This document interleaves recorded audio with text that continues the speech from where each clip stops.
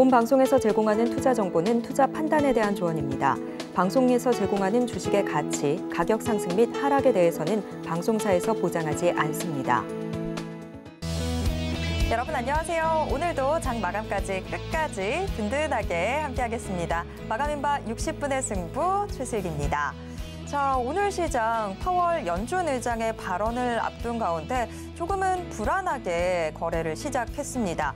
하지만 시간이 지날수록 코스피는 오히려 안정적인 모습 보여주고 있는데요. 자, 지금 이 시각 현재 시장 상황부터 체크해 보도록 하겠습니다. 시간이 지날수록 빨간 종목들 훨씬 더 눈에 많이 들어오고 있습니다. 코스피의 분위기가 바뀌게 된 데는 아무래도 대형주들의 역할이 상당히 컸는데요. 지금 시가총액 상위 대형주들 장 초반에는 다소 혼조세를 좀 연출을 하다가 지금 현재 시간이 지날수록 상승폭 점점 더 확대해 나가고 있습니다. 삼성전자 1%대 오름세 보이면서 지수 상승에 동력이 제대로 되어주고 있고요. SK하이닉스도 2% 가까운 오름세 보여주고 있습니다. 자, 이렇게 전기전자 대형주뿐만이 아니라 2차 전지주들도 오늘 좀 오름세가 붙고 있는 상황입니다. LG화학, 고려아연과 주식을 맞교환한 이후에 3거래일 연속해서 주가가 조정을 받았는데요. 오늘 4거래일 만에 반등에 나서고 있습니다. 특히 지금 현재는 3%대 오름세 보여주고 있습니다. SK이노베이션도 계속해서 좀 오름세를 보여주고 있었던 상황이었는데요. 지금은 상승폭이 다소 좀 제한이 되고 있습니다. 현재 0.8%대 오름세 가져가고 있습니다. 오늘 시장 전반적으로 지금 붉은 불빛들이 많이 보이고 있는 상황이긴 한데 하지만 기계업종은 다소 좀 움직임이 불안합니다. 단 한 종목 때문인데요. 기계 내에서 두산바켓이 14%대 하락세 보여주고 있습니다. 두산바켓이 계속해서 낙폭을 벌려가는 데는 블록딜 여파가 크게 작용하고 있는 것으로 보입니다. 국내 4개 증권사, NH투자증권, 또 한국투자증권, 또 키움증권, 신영증권이 보유하고 있는 두산바켓의 지분 500만 주를 시간의 대량 거래, 바로 블록딜 형태로 처분하기로 결정하면서 이런 여러 가지 여파들이 지금 두산바켓 주가에 악재로 작용하고 있는 것으로 보입니다. 두산바켓 현재 14%대 하락세 기록하고 있습니다. 자, 오늘 시장 저와 함께 우선 간략하게 짚어보셨습니다. 시장 그래도 전반적으로 본다면 계속해서 상승세가 더 붙고 있는 그런 모습인데요. 자, 지금 이 시장에서 우리는 어떤 전략 취해야 할까요? 오늘도 마감인방 60분의 승부와 함께 전략 가다듬어 보시길 바랍니다. 마감인방 60분의 승부 생방송은 지금 유튜브로 함께 하실 수 있습니다. 유튜브에서 서울경제TV 검색하신 후에 실시간 스트리밍 방송으로 함께 해주세요. 자, 그럼 마감인방 60분의 승부 시작합니다.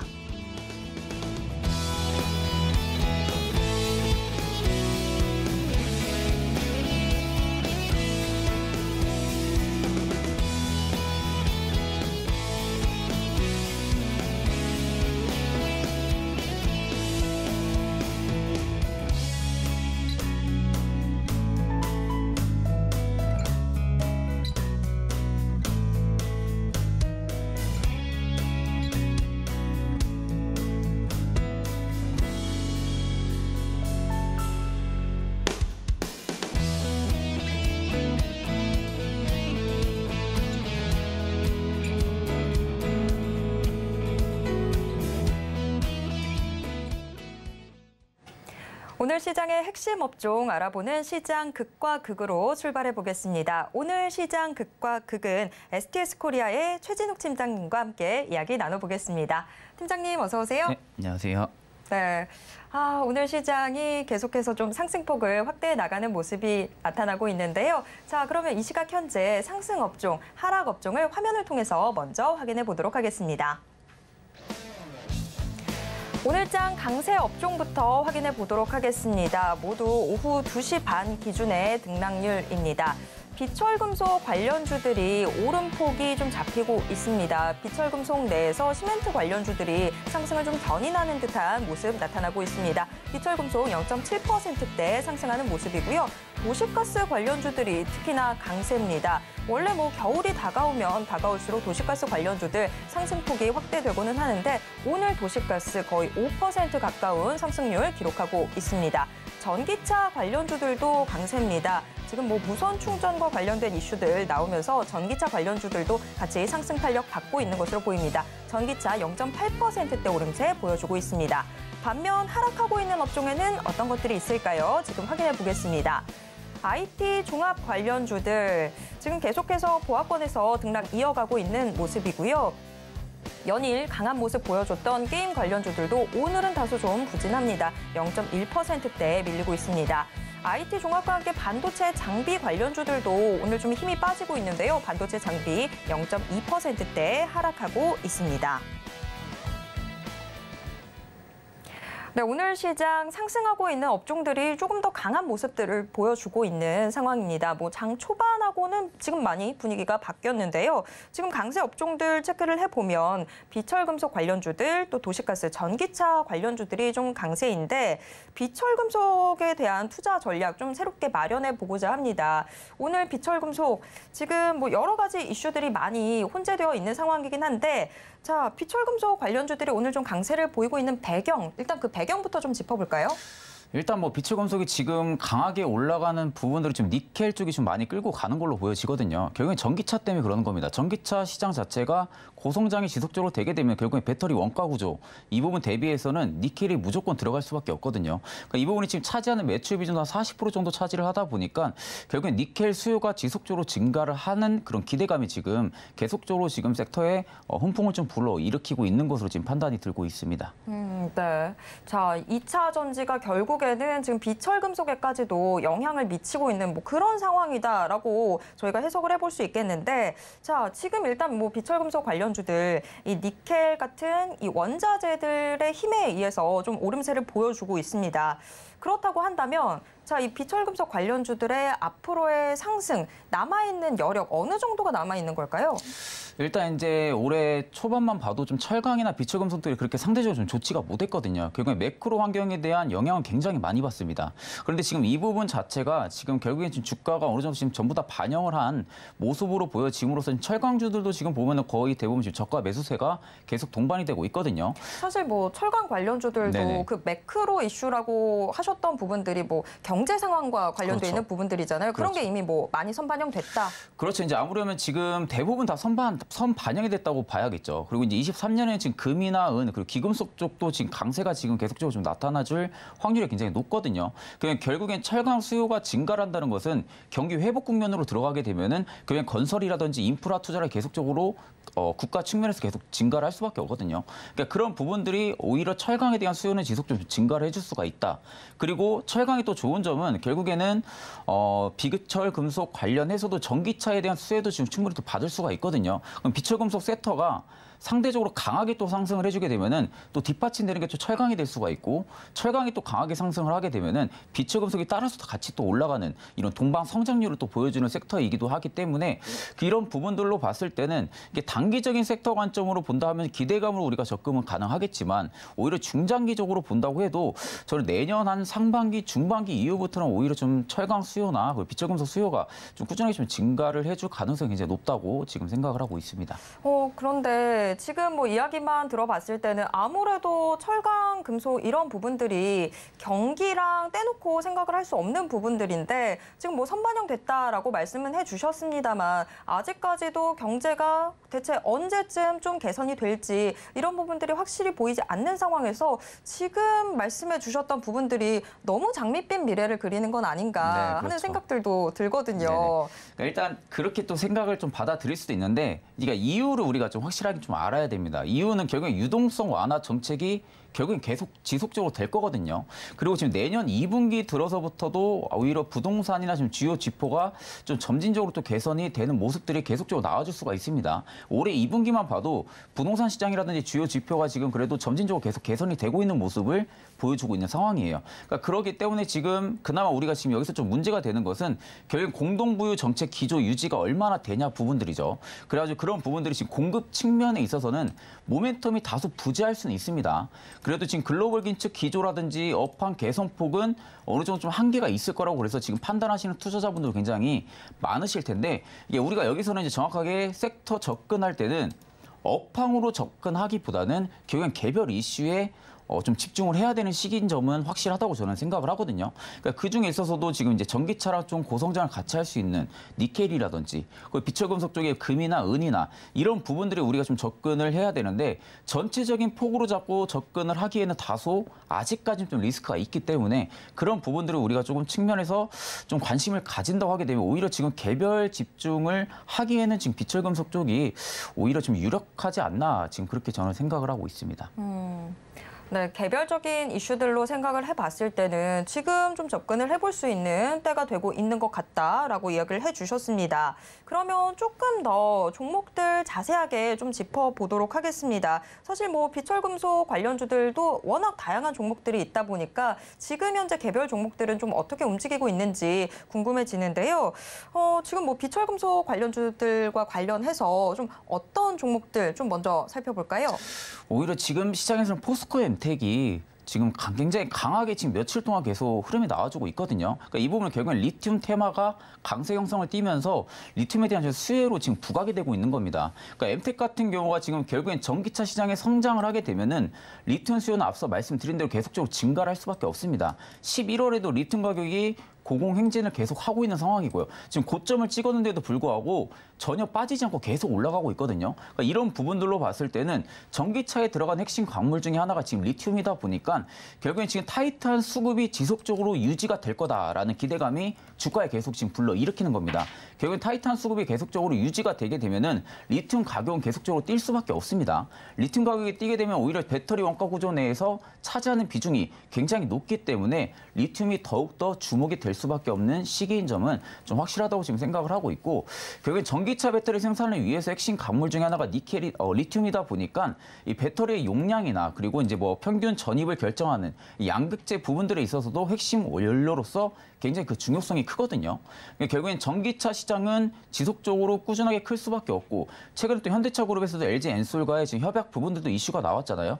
이런 부분들로 봤을 때는 계속적으로 지금 물량을 계속 증가를 한다는 부분들이거든요. 그러니까 물량을 증가를 하게 되면은 결국은 리튬 같은 이런 비금속 광물 같은 경우들은 계속적으로 증가를 할 수밖에 없는 상황인 거죠. 타이트한 수급이 계속 잡혀 있는 상황이다 보니까 지속적으로 가격은 좀 올라갈 수밖에 없다. 그에 따라서 지금 엠텍 같은 경우가 지금 리튬 쪽에 대한 수혜를 지금 명확하게 좀 받고 있는 모습이거든요.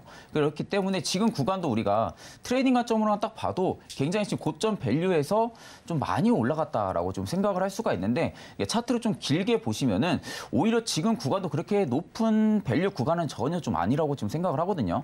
최근에 거래량이 좀 대폭적으로 증가를 하면서 지금 대금까지 같이 늘어났다는 부분들은 지금 포스코 엠텍에 대한 성장성을 보고 진입을 한 모습으로 지금 저는 보고 있습니다. 그러니까 이번 연도 3분기에 결국에는 영업이익이라든지 그 단기 순이익이 적자로 전환은 됐었는데 이 부분이 리튬 때문에 4분기 들어서 그리고 내년 들어서 실적이 턴 어라운드가 될 수 있다는 이런 기대감도 주가에 지금 뒷받침을 해주고 있기 때문에 지금 눌림이 없이 계속 강하게 상승을 해주는 모습으로 보여지거든요. 그러니까 그런 부분들로 지금 접근을 포스코 엠텍을 조금 하셔야 되고 일단 지금 아래쪽에 지금 수익권에서 지금 유지를 하시는 분들 같은 경우도 오히려 지금은 저는 좀 매도 포지션을 잡고 좀 수익을 보고 나간다기보다는 오히려 저는 올해 하반기 그리고 내년 상반기까지는 좀 더 지켜보셔도 좀 나쁘지 않을 거라고 지금 저는 생각을 하고 있습니다.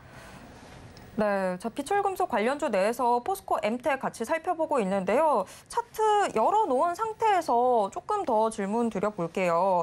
포스코 엠텍 사실 뭐 이번 주 움직임이 정말 상당히 좋았습니다. 계속해서 지금 양봉 그리면서 치고 올라오는 모습이었는데 그런데 오늘 좀 윗꼬리를 길게 달고 있는 모습입니다. 사실 어제 이미 대량 거래가 좀 터졌던 상황인지라 오늘은 그 이틀에 비해서는 거래량이 조금 줄어드는 모습인데 자, 그렇다고 한다면 이제 좀 거래가 한 바퀴 좀 돈 상황인 것 같은데 그럼 일단 단기적으로 뭐 내일이든 일단 뭐 조정 가능성 저희가 염두에 둬야 될까요?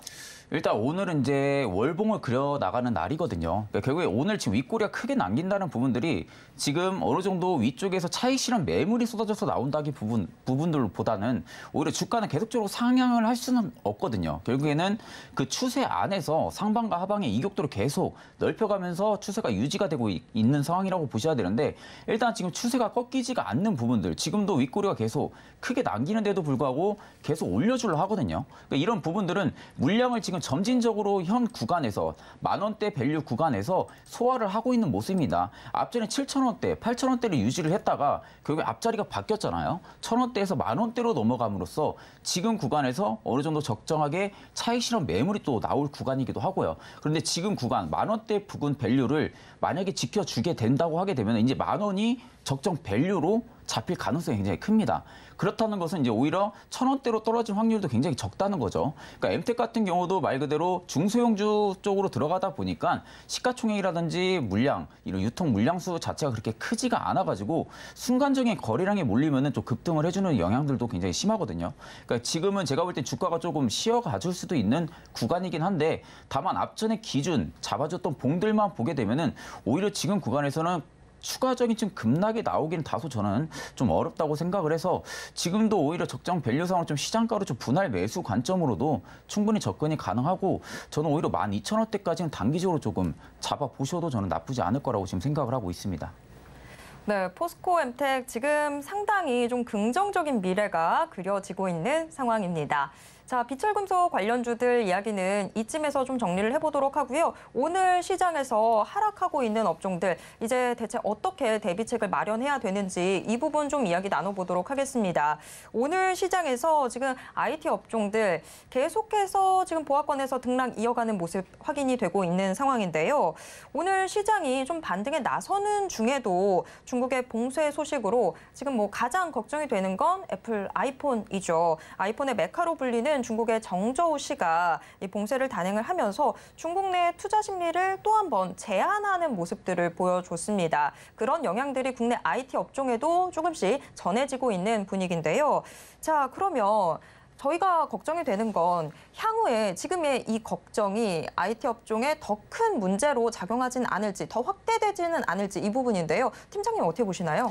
일단 지금 결국에는 근로자들이 들고 일어섰던 부분들은 제로 코너라 결국엔 강제성이거든요. 강제성이 다시 또 부각이 되면서 중국의 근로자들이 지금 이탈을 하고 시위를 하고 있는 상황입니다. 그러니까 지금 보니까 최근에 또 이슈 방금 나온 것도 보면은 지금 정저우 지역에 또 전면 봉쇄를 또 해제한다라는 이슈가 지금 나오고 있는데 일단 우리가 이거 포인트를 딱 잡을 때 보게 되면은 지금 일정 부분을 어느 정도 안도감을 들게 하려는 포인트일 수도 있거든요. 그러니까 지금 결국에는 이 폭스콘이 지금 굉장히 아이폰에 굉장히 주요 공장인데 그쪽에 지금 근로자들이 2,000명이 넘게 이탈을 한 상황이에요. 그러니까 그런 부분들은 오히려 아이폰 쪽에 대한 생산에 대한 차질이 굉장히 있을 수밖에 없거든요. 그러니까 이런 부분들을 지금 일단락하기 위해서 일부분 좀 해소를 하기 위하고 공장을 다시 또 정상 가동화를 좀 시키려는 부분들이 이슈로 좀 잡히는 부분들이 아닌가라고 좀 저는 생각을 합니다. 그러니까 결국에 아직도 일부분만 봉쇄를 해제를 한 거고 전면 봉쇄 해제한 부분들은 아니거든요. 그렇다는 것은 정부 측에서도 지금 코로나가 다시금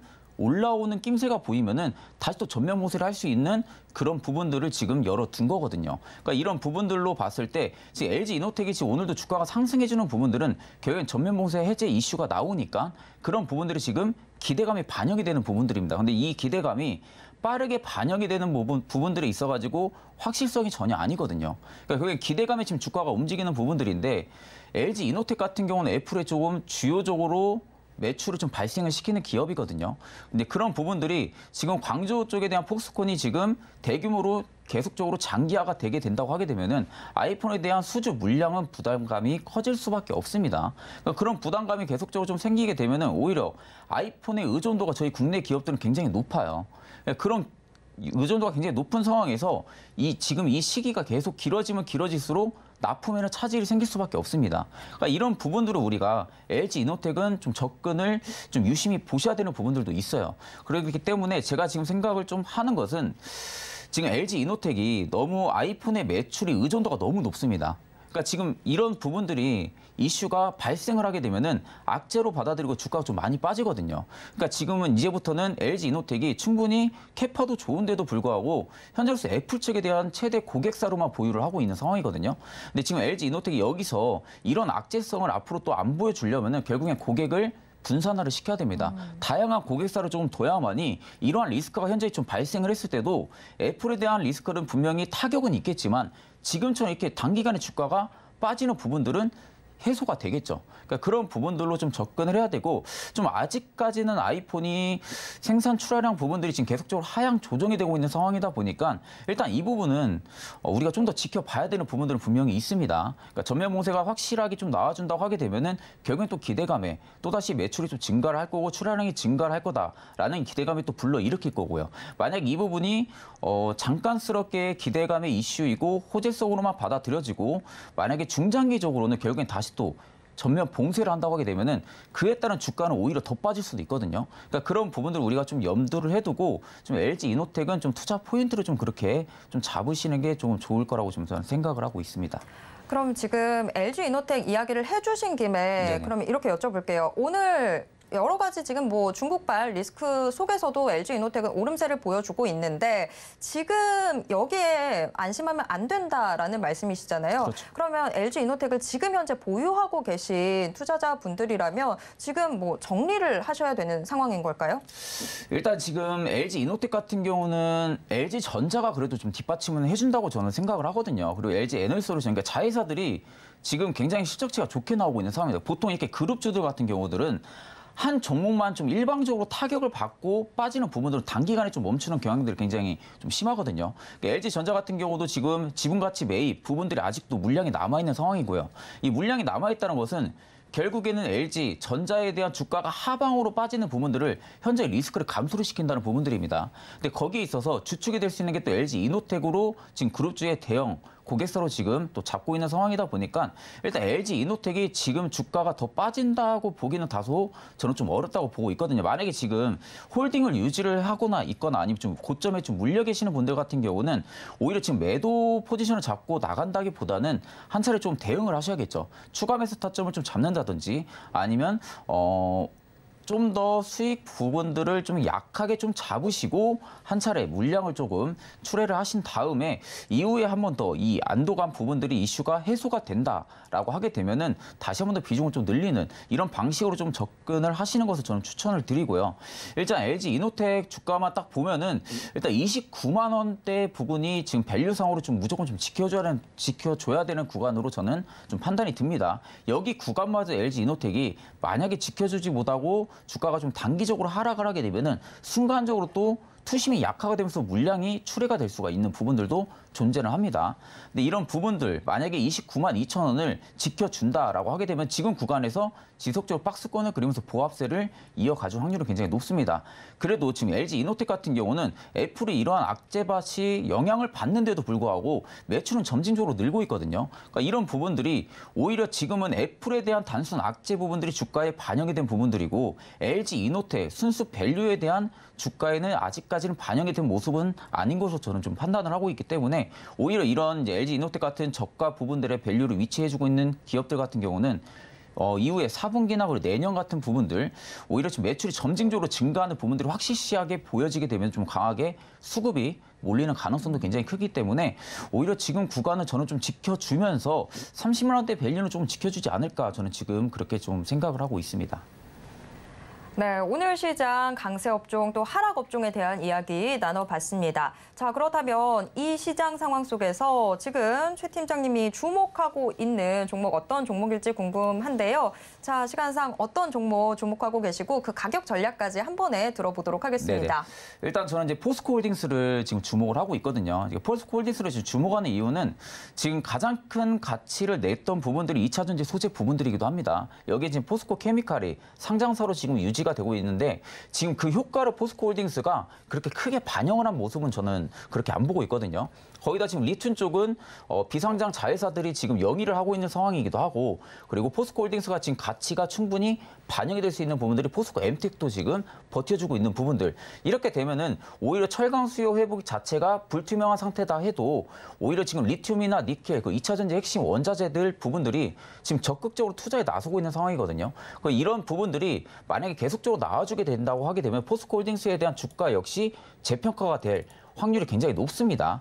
지금 점진적으로 저점을 계속 올려가지는 부분들로 봤을 때 단기적으로 굉장히 좀 많이 올라가줬다라고 생각을 할 수가 있는데 오히려 포스코홀딩스의 중장기적인 모습으로 보면은 아직도 저는 갈 길이 좀 멀다고 생각을 하거든요. 그런데 지금 이제 자회사들이나 계열사들이 굉장히 지금 공격적으로 투자를 증설을 하고 있는 상황이다 보니까 결국에 이런 부분들을 포스코홀딩스가 굉장히 좀 수혜를 받을 수 있는 부분들도 분명히 저는 존재한다라고 생각을 해서 오히려 지금 매수가 같은 경우는 28만 원대에서 30만 원대까지 저는 충분히 시장가 분할 매수로 저는 좀 모아가시는 걸 좀 추천을 드립니다. 이 부분대에서 분명히 밸류는 상당하다는 좀 레인지를 좀 지켜줄 거라고 지금 판단이 들어가지고 그 부분은 좀 분할 매수 관점으로 좀 접근을 하시고 오히려 이제 단기적인 목표가 같은 경우는 저는 한 33만 원대까지 좀 보고 있거든요. 그런데 33만 원은 이제 단기적인 목표가일 뿐이고 이 부분을 물량이 좀 많이 쌓여있는 구간이기 때문에 이 구간대 물량을 충분히 소화해준다고 하게 되면은 저는 오히려 좀 37만 원대까지도 보셔도 나쁘지 않을 그런 적정 밸류 구간이다라고 생각을 하고요. 손절가 같은 경우는 오히려 지금 구간은 저는 좀 지켜줄 거다라고 생각은 하지만 혹시 모를 상황을 대비해서 26만 6천 원대 부근이 깨지게 되면은 이 부분은 지금 중장기적으로 1년선과 2년선이 좀 지켜주는 구간대거든요. 여기를 만약에 깨게 되면은 추가적으로 한 차례 또 밀리는 구간들이 좀 크게 또 나올 수도 있습니다. 그렇기 때문에 그런 부분들로 고려를 했을 때는 한 26만 6천 원대를 손절가로 좀 잡으시고 트레이딩 관점으로 접근을 하셔도 되시고요. 중장기로도 충분히 매력적인 밸류 구간이다라고 저는 생각을 하고 있습니다. 네, 최진욱 팀장님의 탑픽 포스코홀딩스였습니다. 목표가 두 개로 나눠서 주셨는데요. 장기적으로 좀 더 본다면 37만 원 선까지도 기대해 볼 수 있을 것 같습니다. 지금까지 최진욱 팀장과 함께 이야기 나눴습니다. 팀장님 고맙습니다. 네, 감사합니다.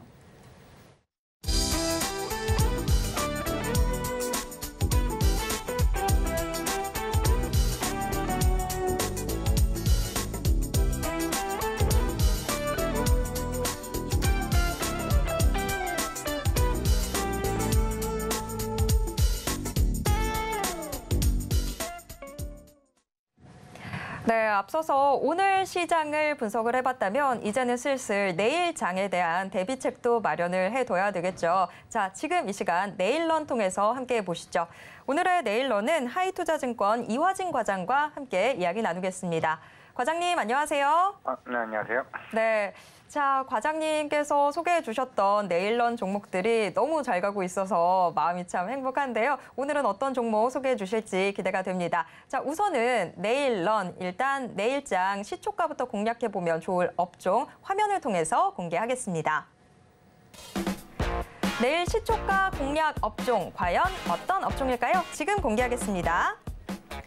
네, 코스닥에서도 계속 지금 바이오와 2차 전지가 엎치락뒤치락하는 모습인데 내일 시초가 공략 업종 바이오가 뽑혔습니다. 코스닥뿐만이 아니라 코스피에서도 지금 순위 싸움이 참 치열한 게 바이오인데요. 자, 내일 시초가부터 공략해보면 좋을 업종으로 바이오를 뽑아주셨습니다. 저희가 왜 바이오에 주목해야 될까요? 일단은 가장 큰 학회가 일단 내년 1월 10일입니다. 내년이라 해봤자 이제 한 달 조금 넘게 남은 상황인데요. 이제 1월 10일쯤으로 예상되는 JP모건 헬스케어가 이제 앞으로 다가옴에 따라서 물론 이런 학회에서 발표를 하는 회사도 있을 거고요. 실제로 그 전후로 해서 이제 라이센스 아웃이나 이런 빅파마들에 대한 관심들이 이제 서서히 좀 나타날 것으로 일단 보이고는 있습니다. 물론 최근에 이제 글로벌 빅파마들 사이에서 이제 인상 삼상에 대한 실험 결과 성공이나 그리고 M&A 이슈 이런 부분들이 올해 내해 이런 글로벌 바이오 업계에서도 굉장히 두드러지게 나타나고 있었거든요. 네, 왜냐하면은 그동안은 이게 코로나 시기에는 대부분의 이런 빅파마들은 이런 코로나 치료제나 백신에 대한 투자에 대한 부분이 있었기 때문에 이런 다른 전통적인 바이오 부분에 대해서는 조금 지연이 됐던 부분이 계속 이슈가 있었습니다. 그러면서 올해 초부터 이제 본격적인 바이오 회사들도 이제 이런 기술력이 있는 회사들을 인수를 계속 하고 있고 그리고 추가적으로 인상이 다시 재개되면서 실제로 치매 치료제죠. 바이오젠의 레카네맙 같은 경우도 인상 3상에 대한 성공 기대감이 계속 나오고 있으면서 다시 한번 바이오에 대한 꽃을 좀 필 수 있냐 여부도 최근에 시작이 좀 나오고 있는데 물론 우리나라 바이오 쪽도 아직까지 큰 흐름은 보이고 있지는 않습니다. 그만큼 2015년이나 그 당시에는 뭐 셀트리온이나 이런 한미약품과 같은 라이센스 아웃이 좀 어느 정도 성공을 하게 되면서 그때는 기대감이 컸지만은 이제는 좀 7년이 지난 지금 아직까지는 우리나라가 이제 신약에 대한 실제로 인상 산상이 끝나고 품목 허가가 되고 신약에 나온 이제 기술적인 부분에서는 아직은 한국 바이오가 조금은 시간이나 투자가 좀 더 필요한 여부는 있지 않을까 생각을 해서 아직 외국인 쪽에서는 수급이 없지만 그래도 아직까지는 라이센스 아웃이나 이런 부분에서 기술이 어느 정도 인정될 수 있는 회사가 어딜까 싶어가지고 그런 부분에서 좀 업종을 한번 선정을 해봤습니다. 네, 내일장 시초가부터 주목해야 될 이유는 충분한 것 같습니다. 바이오가 뽑혔는데, 자, 그렇다면 바이오 내에서 과연 우리는 어떤 종목에 주목해야 되는지 지금부터 화면을 통해서 공개하겠습니다. 내일 시초가 공략 종목, 과연 어떤 종목인지 지금 공개하겠습니다. 오늘 장중에 큰 변동성을 좀 보이고 있는 ABL 바이오가 뽑혔습니다. 네, ABL 바이오 오늘 개장 직후에 3%대 하락세를 보이기도 했었는데요. 그래도 이내 반등에 나서기 시작하면서 지금 오후 들어서는 4에서 5%대 오름세를 좀 보여주고 있습니다. 지금 현재 4%대 오름세 가져가고 있습니다. 네, ABL 바이오 오늘 장중에 좀 변동성이 높게 나타나고 있는 상황인데 ABL 바이오 저희가 내일장 문 열리고 난 이후부터 주목해야 되는 이유 대체 뭘까요? 일단은 올해 일어났던 기술 이전에 대한 계약 금액이 가장 큰 회사가 일단 ABL 바이오입니다. 뭐 이번 올해 초에 JP모건 헬스케어에서 라이센스 아웃이 1조 2천억 정도 부분이 아직까지는 올해 바이오 기업에서 가장 큰 규모로 계약을 했고요. 그리고 또 내년 초에도 또 한 번 기대를 해볼 수가 있는데 ABL 50이라는 이제 파이프라인이 일단 기술 이전을 했습니다. 이게 BBB 셔틀이라고 해서 이제 그랩바디 이제 B라는 플랫폼인데요. 일단은 아까 앞에서 말씀드렸던 치매 치료제와 조금 연관이 있을 것 같습니다. 올해 초에 기술 치료제가 이전했던 거는 파킨슨 치료제였고요. 이걸 통해서 적응증을 또 연관시켜 살 수 있는 게 알츠하이머 치료제로 조금 연관지을 수가 있을 것 같습니다. 바이오젠은 일단은 레카네맙 관련해서 최근 임상 관련 실험자가 좀 사망했다는 계속 사고가 이슈가 있는데 그에 대한 안정성 이슈로는 이제 실제로 글로벌 빅파마 중에서는 디날리라는 회사가 저희 경쟁자로서 지금 두각을 나타내고 있는데요. 하지만 ABL 바이오와 좀 차이점은 수용체가 다르다는 점 그런 부분도 임상에서 계속 사고가 발생했다는 점은 그러면 ABL 바이오가 오히려 또 반사 이익을 크게 볼 수가 있을 것으로 보고 있습니다. 그런 부분도 오늘 장중의 변동성이 조금 같이 기여하는 바가 이제 클 것으로 일단 보이고 있고요. 물론 지금 이상훈 대표도 주기적으로도 올해 면역 항암제나 학회나 이런 부분에서도 추가적인 기술 이전 기대가 계속 나오고는 있습니다.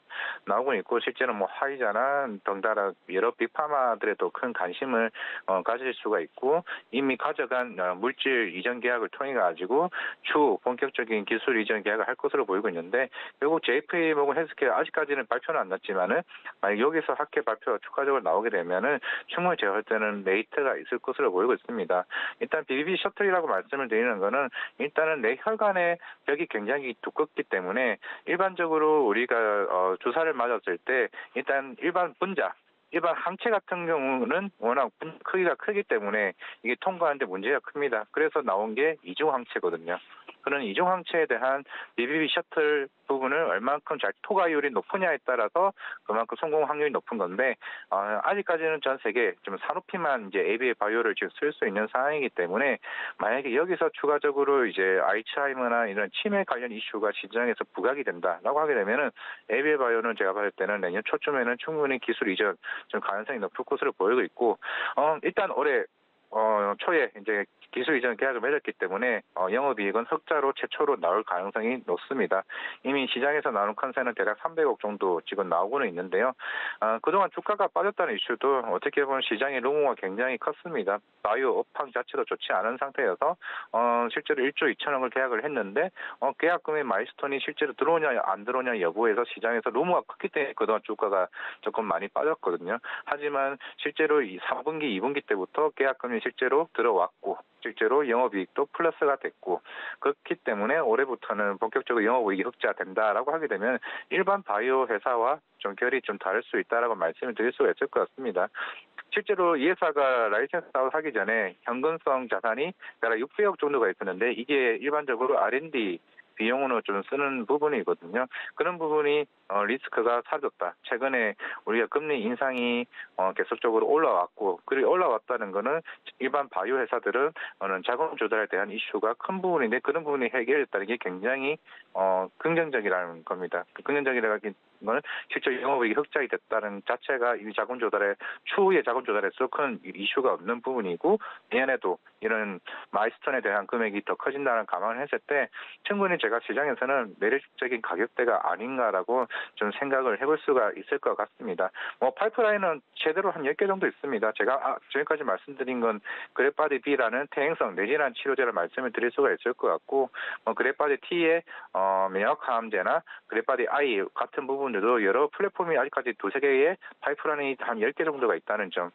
지금까지 한 개만 시장에 부각했던 거고요. 실제로 지금 제가 목표가를 26,000원을 제시를 하긴 했습니다만은 이거는 단일적으로 일단 말씀을 드리는 거고 만약에 내년에 추가적인 기술 이전이 나오고 그리고 그래파디 T나 그래파디 I 쪽에서도 지금 화이자나 이쪽에서도 관심을 크게 두고 있는 만큼 제가 봤을 때는 충분히 5만 원대도 갈 수 있는 여지는 충분하다. 하지만 단기적으로는 26,000원 가격대 목표가를 제시하고요. 선저가는 2만 원 제시하도록 하겠습니다. 네, 제약 바이오주에서 돈을 불러들일 수 있는 파이프라인이 얼마나 있는지 이런 부분들이 상당히 중요할 텐데 지금 많은 파이프라인들 보유하고 있다는 측면에서 ABL 바이오 좀 더 긍정적으로 볼 수 있을 것 같습니다. ABL 바이오 일단 단기적인 목표가로 26,000원 선 제시를 해주셨는데요. 지금 상당히 긍정적으로 보시는 만큼 개인적으로는 5만 원대도 좀 기대를 하고 있다라고 이야기해 주셨습니다. 다만 언제나 중요한 게 손절가겠죠. 손절가 지금 2만 원 선 좀 잡아주셨습니다. 자, ABL 바이오 지금 상당히 좀 긍정적으로 이야기를 해주셨는데 그런데 지금 좀 긍정적으로 평가를 해주셨던 부분들 중에서 4분기에 마일스톤 금액 들어오는 부분들도 이미 좀 많이 반영이 돼 있는 것 같아요. 근데 만약에 이게 안 들어온다고 했을 때는 문제가 없을까요? 일단은 바이오에서 제일 무서워하는 게 계약 취소입니다. 한미약품 같은 경우도 산오피나 이런 기술 이전 계약을 했고 중간에 인상 중단이나 이런 이슈는 항상 바이오에서 유일하게 계속 가지고 있는 부분이기 때문에 그런 부분은 사실 저희 투자자분들이 이거를 이렇게 체크할 수 있는 부분이 사실 아니거든요. 회사 입장에서도 결국에는 미국에 있는 회사에서 너네는 안 할래라고 통보가 바로 되는 거기 때문에 이런 부분은 감안을 하고 사실 바이오 투자를 해야 되는 거고 사실은 탐방이나 이런 회사에 대한 지속적인 업데이트가 있어야 조금 그에 대한 조금 회피성을 좀 덜 할 수 있지 않나. 그래서 조금 많은 학회도 실제로 여의도나 다른 학회에서도 많이 발표를 하기 때문에 그런 부분은 스케줄을 계속 체크해 나갈 필요는 제가 봤을 때는 있을 것 같습니다. 어제도 바이오젠이 실제로 아두카네바 관련된 치료제, 치매 치료제 관련 인상은 잘 되고 있었고 성공했다고 얘기했는데 갑자기 사람이 인상하다가 죽었다 이슈가 나오면 또 시장은 바로 악재로 반응을 하는 거니까요. 그런 부분은 좀 길게 봤을 때는 큰 문제는 아닌데 짧은 단기적인 트레이딩을 했을 경우는 이런 부분은 언제든지 조금 체크는 계속 하면서 가야 되지 않나라고 생각할 수가 있을 것 같습니다.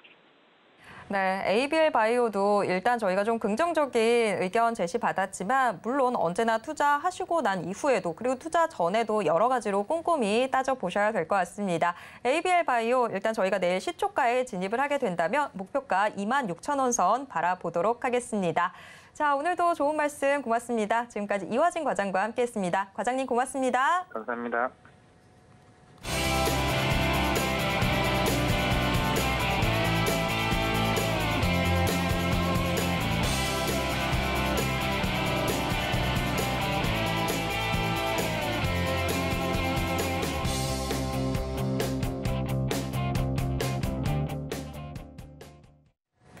네, 이제 장 마감까지 3분 남짓 남았는데요. 현재 동시효과 상황 어떻게 전개되고 있는지 화면을 통해서 확인해 보겠습니다.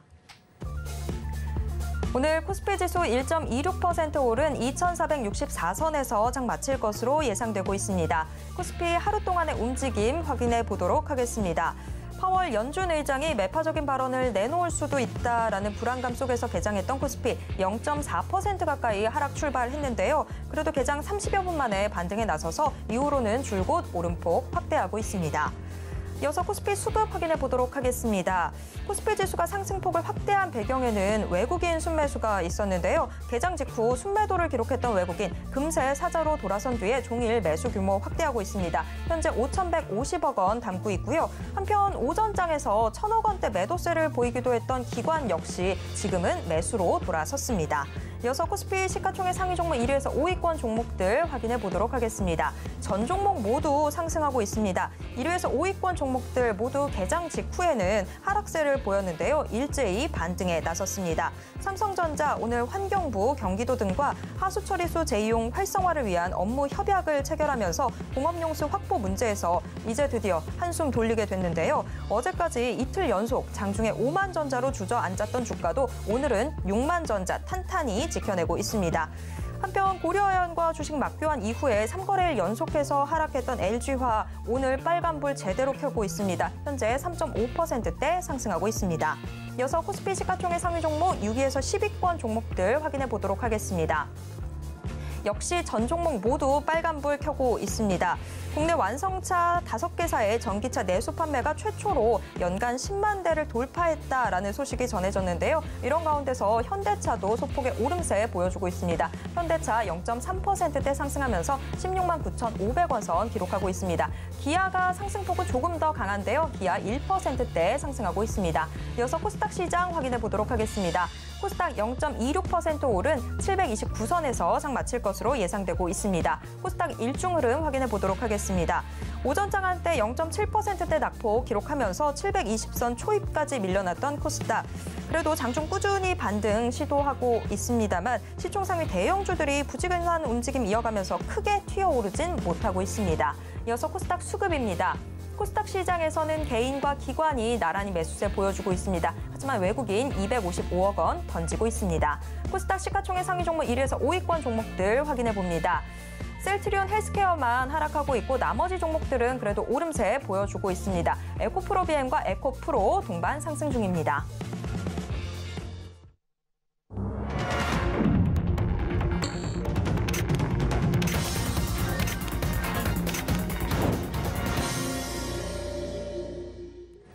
네, 이번 코너는 이정수의 신의 한 수 시간입니다. 매일 장 마감 이후 서울경제TV 리드온 이정수 파트너가 시장 분석과 함께 특징주들 짚어드리고 있는데요. 지금 이정수 파트너 전화 연결돼 있습니다.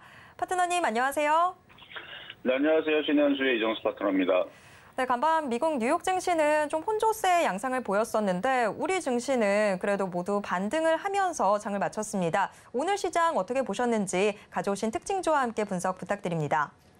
네, 자, 오늘 이제 자정에 넘어가는 이제 새벽 3시 30분에 제롬 파월 의장이 이제 연설을 하게 되는데, 뉴스를 보면은 이전 연준에서 안 좋은 얘기를 이제 살살살 하기 시작하니까 이제 긴축에 대한 또 우려가 또 생겼다 뭐 이런 얘기로 또 개인들도 불안하게 하고 있는가 봅니다. 그래서 오늘 개인 투자자들이 주식을 많이 던지는 것 같은데, 저는 근데 어제도 그렇고 그저께도 그랬고 주식은 크게 떨어질 생각이 없다. 그리고 미국 시장 뚜껑을 일단은 오늘 연설 이후에서 열어봐야 되지만 종목들 흐름들이 괜찮게 움직여주고 있어서 그래서 뭐 흔들려도 만약에 제롬 파월 의장이 이상한 얘기를 해서 지수가 흔들리더라도 우리나라도 그렇고 미국 시장도 그렇고 다시 올라갈 것 같다. 이 얘기를 말씀을 드렸는데 오늘 외국인들이 지금 주식을 막판에서 계속 주워 담아요. 뭐 장중에서도 오늘 이제 아침서부터 매도였었거든요. 지금 뭐가 좀 갑자기 9,000원으로 바뀌었네요. 하여튼 결론적으로 말씀드리면 산타랠리는 올 것 같은 가능성이 점점 높아지고 있는 중입니다. 지금 외국인들이 좀 전에 4,500억 이랬었는데 지금 9,000억으로 바뀌었죠. 그러니까 갑자기 외국인들이 주식을 장 막판에서 쫙 주워 담은 건데 프로그램 쪽에서도 매수가 많이 들어옵니다. 지금 8천억 들어왔어요. 아까만 하더라도 5천억이었거든요. 그러니까 장 막판에 지금 그냥 무턱대고 그냥 3천억이 더 들어온 거거든요. 지금 개인들은 무턱대고 주식을 던지고 있는 중이고 일단 기관들의 물량을 좀 받아간 것 같은데 이게 지금 일단 장 막판에서 지금 이렇게 들어온 거고 그다음에 이제 시간 외에서도 아마도 거래가 또 될 거예요. 외국인들이 하여튼 아침서부터는 마이너스 300억이었다가 이제 플러스 1000억대에서 계속 놀다가 12시까지는 1000억대에서 놀다가 계속 매수가 들어오면서 3000억 됐다가 좀 전서부터 이제 장 막판 전까지만 하더라도 5000억까지 근처까지 왔다가 이제 막판에서 이제 9천억으로 는 거거든요, 지금. 일단은 그래요. 하여튼간 8천억, 9천억으로 지금 코스피가 확 는 건데 그래서 저걸 봤을 때에서는 그게 시장이 무너질 것 같지는 않고 당연히 계속 시장은 좋을 것 같은데 그래서 오늘 미국 연설 어떤 얘기가 나올지는 봐야 되지만 이렇게 급락하거나 떨어질 것 같지는 않고요. 별 얘기 없을 것 같아요, 느낌이. 그렇지 않고서는 프로그램 쪽에서 그리고 거래소 현물 쪽에서 저런 식으로 부탁되고 매수가 들어오진 않겠죠. 그러면 미국 시장이 조만간에 이게 넘어가면 이쪽이 넘어가면 산타랠리는 이제 찾아오는 쪽으로 갈 겁니다. 어쨌든 오늘 수급이 좋아서 그동안 제가 산타랠리 찾아올 가능성 70% 얘기했는데 수급이 좋으니까 5% 더 추가해서 한 75% 확률로 가능성이 높아졌고요. 산타랠리, 그러니까 12월 내내 올라갈 확률. 그리고 미국 시장이 장대 항봉을 그려내면은 확률은 이제 80% 더 늘어나는 거죠. 그리고 12,000원 쪽으로 가면은 당연히 85%, 90% 이제 늘어나게 되는 상황으로 이제 바뀔 건데 어쨌든 좋다는 얘기입니다. 그래서 오늘도 주식을 사서 넘어가야 될 것 같고요. 그런 이제 그 발표를 앞두고 원래는 관망하는 게 맞지만 그리고 지금 종목들의 섹터를 보더라도 아침에 분명히 IT 섹터들이 죄다 약했는데 지금 막판 되니까 삼성전자 강하죠. 삼성전기도 4.8%는 올라갔죠. LG전자는 아침부터 강했고 LG 이노텍도 강하고 그러니까 IT 대형주 섹터들이 강합니다.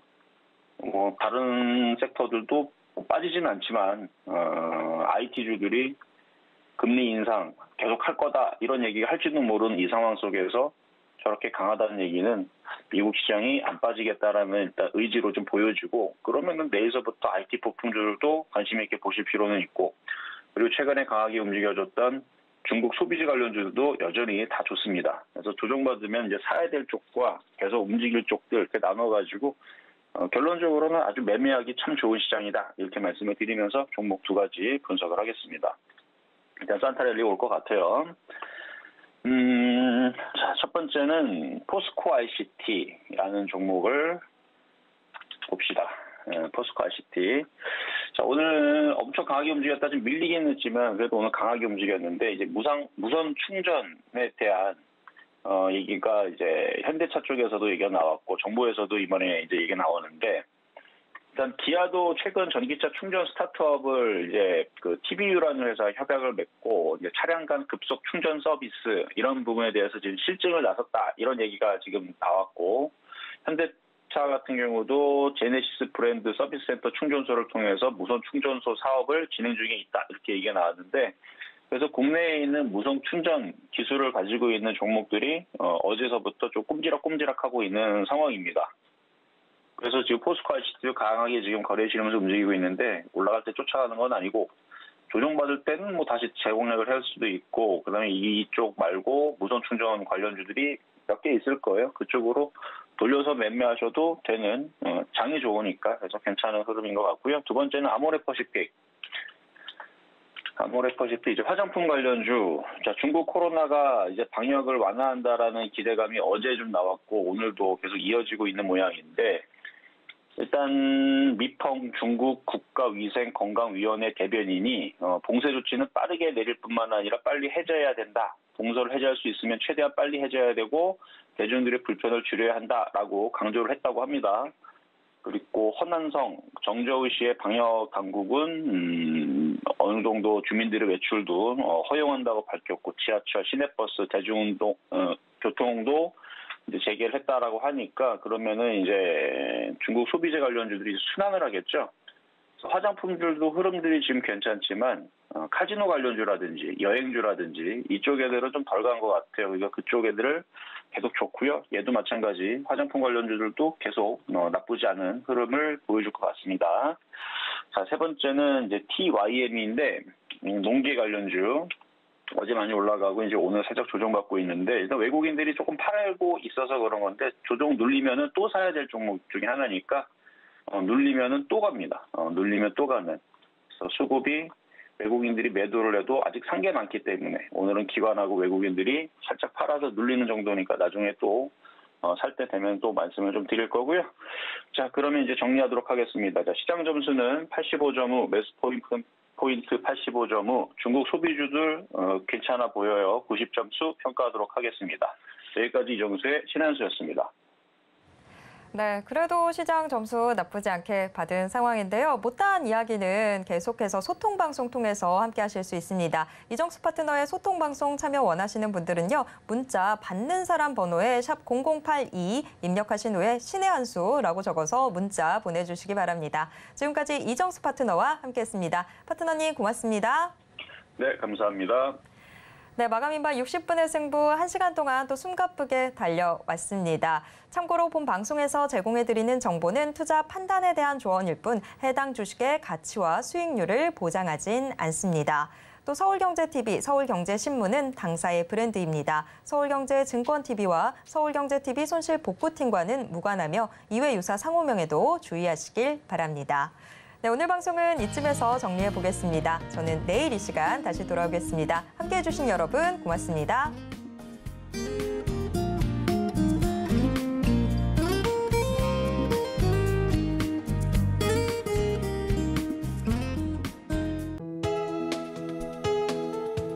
본 방송에서 제공하는 투자 정보는 투자 판단에 대한 조언입니다.